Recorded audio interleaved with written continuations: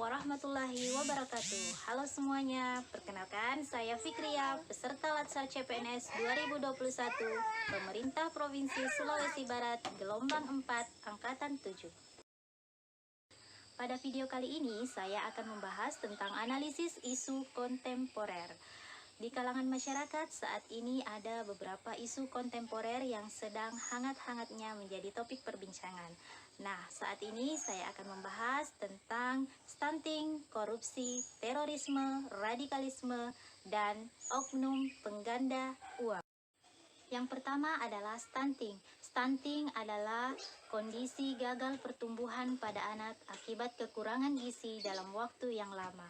Permasalahan stunting sebenarnya terjadi dimulai sejak dalam kandungan dan baru akan terlihat pada saat anak berusia 2 tahun. Dari pengertian stunting yang sudah saya jelaskan sebelumnya, maka dapat saya kemukakan beberapa hal penyebab terjadinya stunting, sebagaimana yang tampil pada slide di samping. Dari hasil identifikasi penyebab terjadinya stunting, maka dapat saya kemukakan beberapa strategi atau upaya-upaya yang dapat kita lakukan sebagai antisipasi kejadian tersebut. Yang pertama, sosialisasi peningkatan pengetahuan ibu tentang gizi, pola asuh, dan pola pemberian makan.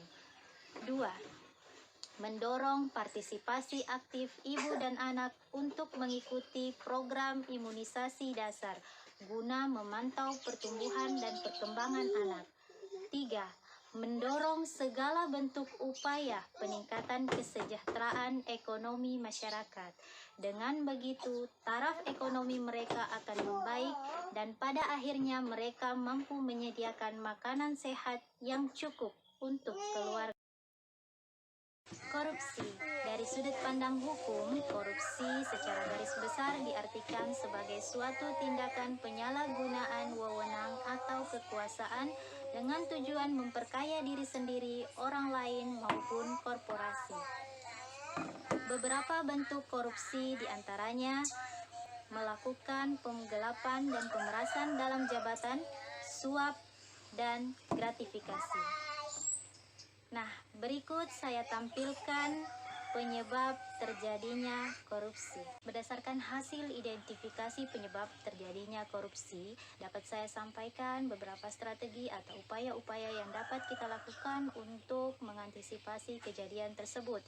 Yang pertama, membangun supremasi hukum yang kuat. Kedua, memperkuat peran lembaga audit seperti KPK. Yang ketiga, melakukan pengawasan secara berkesinambungan.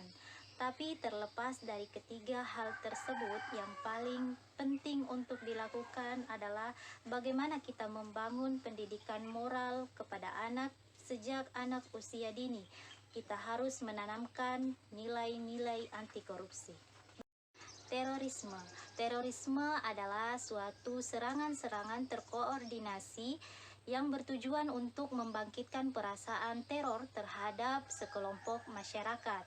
Terorisme ini beda dengan aksi peperangan, seperti waktu pelaksanaan yang kadang dilakukan secara tiba-tiba dan korban atau sasaran yang dituju kadang acak, bahkan seringkali korbannya adalah warga sipil. Berikut hasil identifikasi penyebab terjadinya terorisme. Berdasarkan hasil identifikasi penyebab terjadinya terorisme, dapat saya sampaikan beberapa strategi atau upaya-upaya yang mungkin bisa kita lakukan untuk mengantisipasi kejadian tersebut. Yang pertama, mendorong keterlibatan masyarakat sipil dalam antisipasi teror dan penyebaran berita hoax. Yang kedua, melakukan pendekatan sosial, ekonomi, dan budaya dengan cara menyelenggarakan dialog-dialog terbuka secara intensif guna menjembatani atau menampung aspirasi mereka, sehingga dengan begitu antisipasi teror dapat diminimalisir. Selain hal tersebut, Sebagaimana kita ketahui bersama bahwa terkadang terorisme ini disebabkan karena rendahnya tingkat pendidikan dan pemahaman agama yang sempit dalam menerjemahkan nilai-nilai agama yang berkembang di masyarakat. Nah, di sini kita perlu mendorong program-program pemerintah seperti program wajib belajar 9 tahun, kemudian program-program pengadaan beasiswa dan pendidikan gratis. Radikalisme. Radikalisme ini adalah suatu pandangan ekstrim dan keinginan untuk perubahan sosial secara cepat. Nah, radikalisme adalah suatu paham yang menghendaki adanya perubahan atau pergantian atau bahkan penjebolan suatu sistem di masyarakat yang mengakar.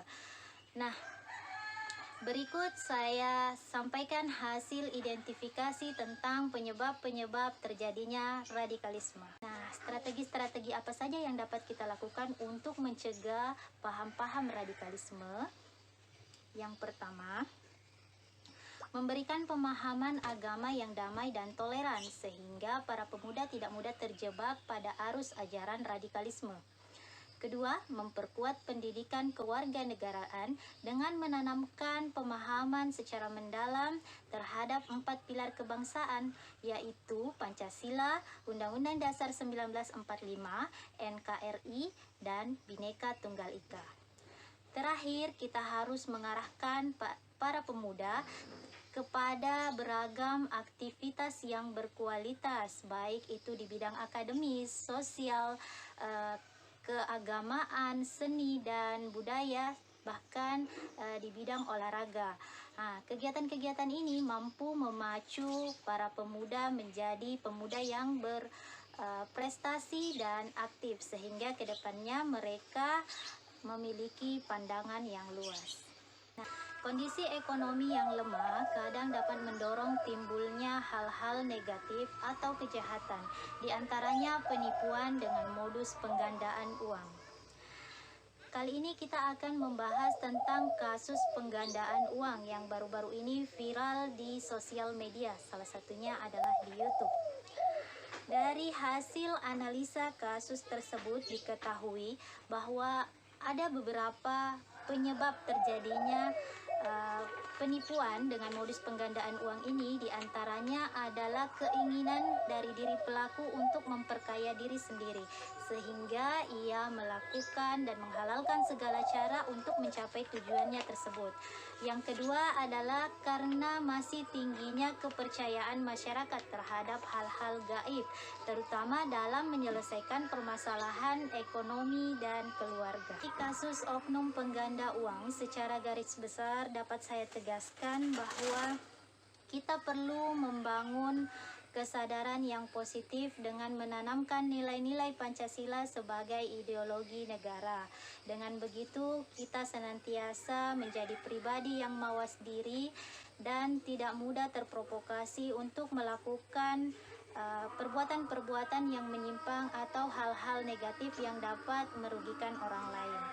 Sebagai ASN, kita tentunya harus ikut berperan aktif memberikan kontribusi kepada masyarakat, terutama pada pengembangan pola pikir masyarakat.